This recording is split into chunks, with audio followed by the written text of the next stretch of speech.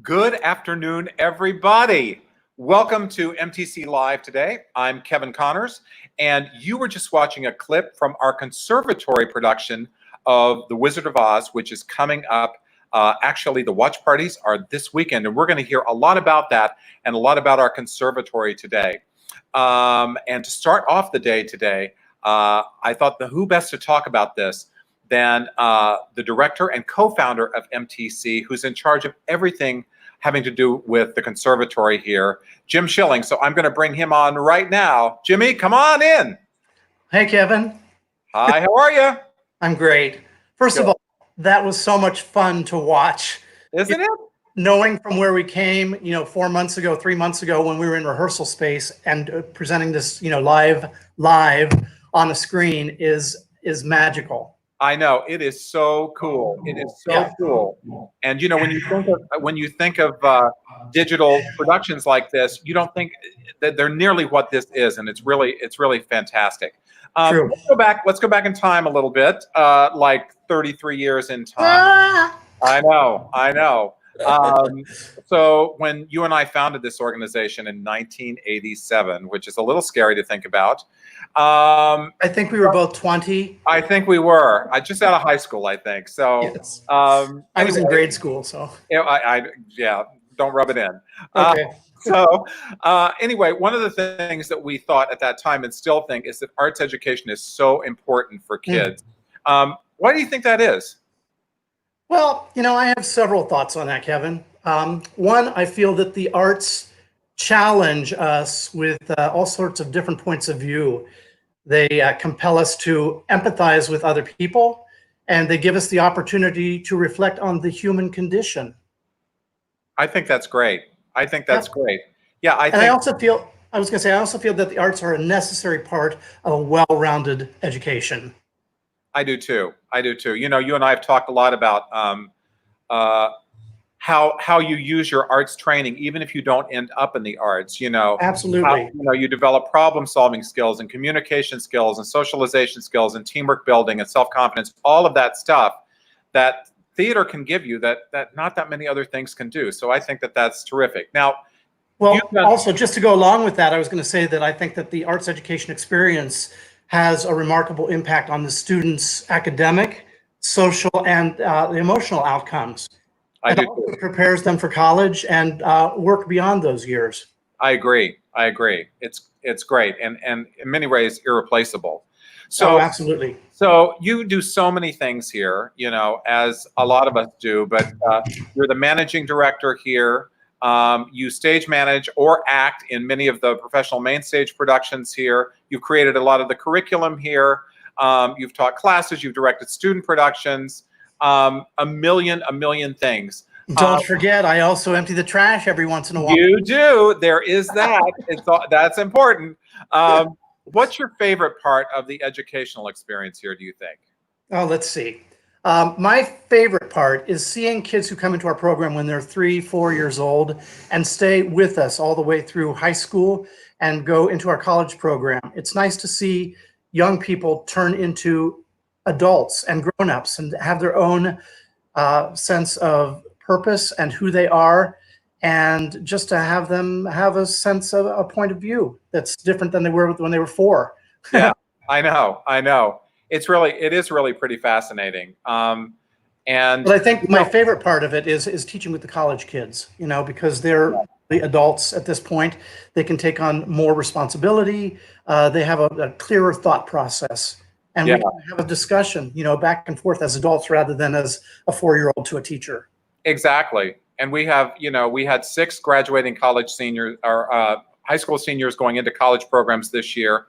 It's amazing. Yeah, we do, and we have 4 coming up. Going into the fall this year. So it is. I agree with you. It's really an exciting thing, and it's great to be a part of their lives at that crucial sort of junction, because and forward from there too. Right, and that's a time in life when the decisions that you make are really going to impact the rest of your life. It's really cool.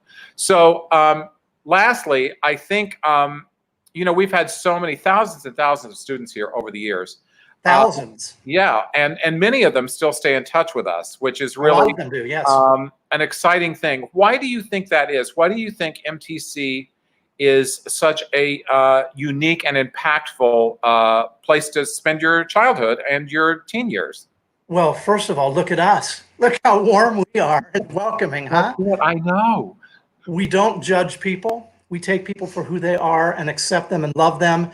And I think that that's right there a major difference in the fact that why kids come back, because they feel like they've found a sense of home, a sense of safety, a sense of family, and a sense of love. I do too. I couldn't agree more. Thanks. And you know, those kids who come back from college, they can't wait to share their experiences with us. I know. You were right. I know, exactly. Exactly. Yeah. Well, thanks for coming in. Hey, my pleasure. And we're going to talk to Erin in just a second, who's directing the production right now. We have such a great staff here too. We should mention that. What a great. I love Erin. She's a great teacher and a great director. She is. She is. She's terrific. We have a great, teaching staff, teaching artist staff here. Great administrative staff, design staff, everybody. So it's many people who have been with us for more than 20 years. I know. It's really exciting. Yeah. Anyway, I'll see you soon. So tell me to shut up. Okay. Right, I know. Okay. Bye. Okay.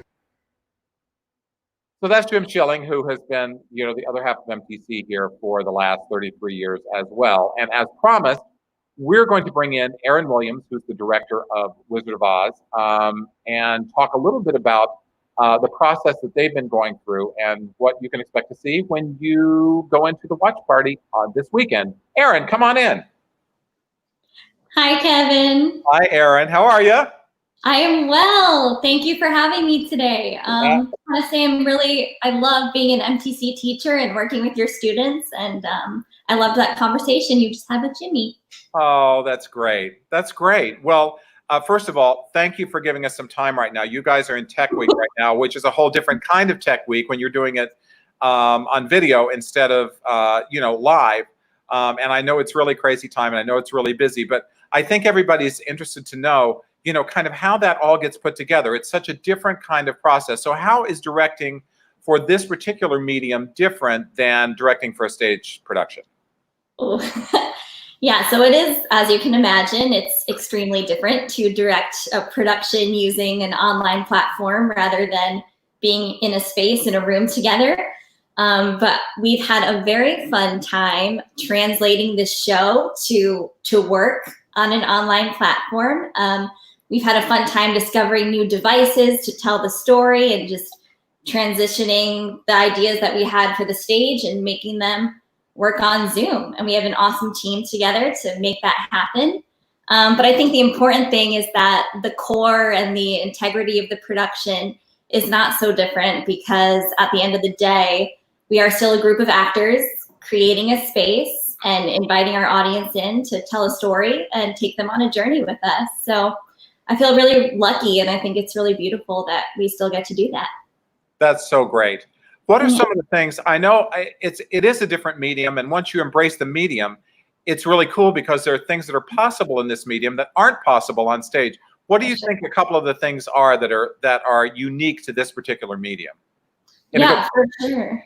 Yeah, it's good to just lean into it and accept this new device and use it to our advantage. So we've had a really fun time playing around with different elements like virtual backgrounds and using like smoke effects and maybe some grander things that we might not have been able to do in person can now happen online.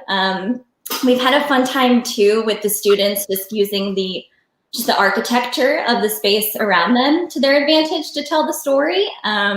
We've had a good time too playing with props that kids have found around their house and figuring out how to make those props work in scenes. So say if someone had a prop in their hand that they needed to pass on to the next scene. I have an apple here, so say they have an apple and they have to pass it to someone else who they're performing a scene with. They might put it up to the screen and someone pulls it out of the screen, or it'll come flying by in some other way. So look out for those fun surprises. That's really, really fun. So all of that then becomes part of the rehearsal process. And actually, it's interesting because the kids are learning so much about this medium by just doing the show, It's like its own film class at the same time. It is, for sure, working with like camera angles and talking to the camera rather than looking down at people. It's been a whole adventure. It's been pretty wild, but they're so smart. Like these kids, they're so smart with using online technology. So I'm certainly learning from them as well. That's great. That's great. Yeah. Well, speaking of the kids, here's a big surprise. We have two of the cast members here that we're going to bring on right now and kind of hear what their experiences is from them. So Christian Sayawani and June Scotus, come on. Hello. Hi, guys. Hi. Hi, Christian. Hi, June. It's so great to have them here. It's really, what a treat. What a treat. So we've heard a little bit about the process from, Aaron, the director. So Christian, tell me a little bit about how it's different to be, we're storytellers basically in the theater. So how is it different telling a story through video rather than on stage? And what do you think the coolest part of that experience is? I'd say in general, there's a lot of difference because there's not as much of the live, anything could happen. It's more of really pre-scripted, in that we can go in post-production and take a bunch of different footage, and a bunch of different takes, and a bunch of different ideas, just take it together and make it something totally different that couldn't have been done with any other medium.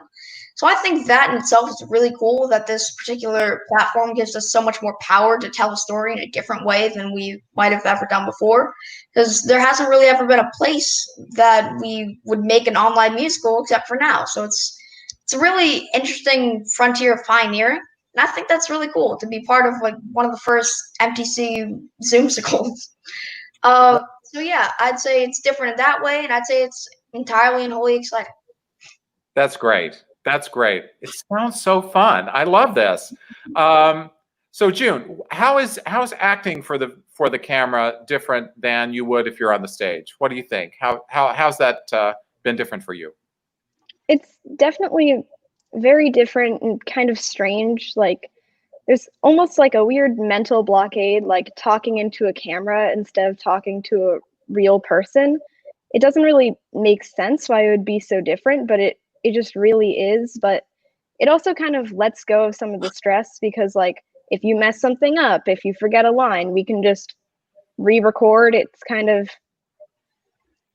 It's almost more laid back. It's just it gives you more room to have fun and kind of let go of the worry. Yeah, that's awesome. That's awesome. Okay, one last question. Christian, I'm going to throw this to you. This is going to be a spontaneous one. So this is a little more akin, we talked about this a little bit in the tech rehearsal. This is a little more akin to film acting than it is to stage acting, where the camera is your friend. So what have you learned about acting for the camera? How that's different from stage acting as well? What have you learned about that? How do you learn to work with that and use it to your advantage? I'd say in general, a lot of things to remember is that it's not as simple as being in sight or sight lines. You have to turn your camera on and be stacked in a specific order so that it looks good. So I'd say in general, as far as acting for the camera, it's mostly about not losing the kind of energy, because it is a bit easier to know that you can just re-record something if you mess up a line or something. That's a lot more chill. But the way that you really trying to capitalize on this is just to take that to try and make the best take possible. That you can have as much energy and as much of you being put forth into the production. So yeah. That's great. That's awesome. Well, thanks so much, you guys, for coming in. I know you have another rehearsal today at 4:15, so good luck with that. We cannot wait to see the final product this weekend. So thanks for coming in, and we will see you on screen on Saturday at 7:30 for the big reveal. Yay! I'm so excited. Thanks, everybody. I know. We're excited too. Bye-bye. Thanks so much, Kevin. So that is Wizard of Oz that's going to happen this weekend, and I think we're going to see a little something about that. There are tickets available, online tickets available. There is all the information this Saturday at 7:30 and this Sunday at 2 p.m. You can go right to our website and purchase your tickets for that, and then you will be sent a link to be able to watch the production and all these kids and how great they're doing. I think we're also going to have a crawl as we leave you here today. I think we're going to have a crawl along the bottom with our website address, so you can go right to our website and take a look at the ticket situation, and hopefully you'll be able to purchase the tickets, which will be great. Okay, thanks so much for joining us. We're going to show you another little teaser of The Wizard of Oz right now, and thanks so much for joining us, and have a great rest of the week, everybody.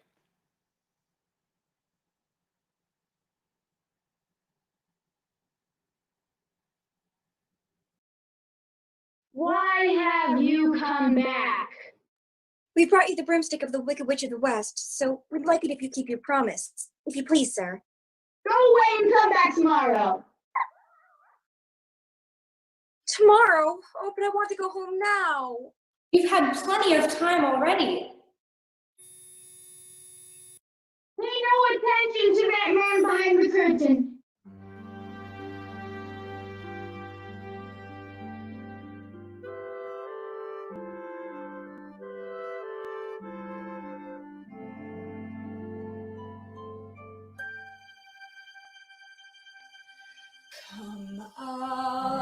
Come out wherever you are, and meet the young lady who fell from the star. She fell from the sky, she fell very far, and Kansas, she says, is the name of the star.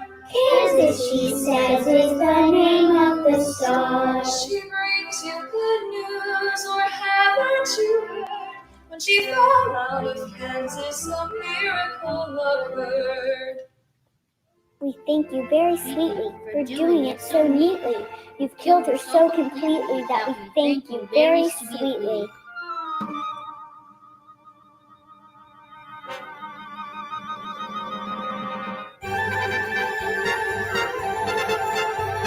Ding dong, the witch is dead, the witch, oh the witch, the wicked witch. Ding dong, the wicked witch is dead. Wake up, sleepy head, rub your eyes, get out of bed. Wake up, the wicked witch is dead. She's gone and gone, it's gonna be long, and let's get up and sing, and ring the bells of ding dong, and every other sing it high, sing it low, let them know the wicked witch is dead.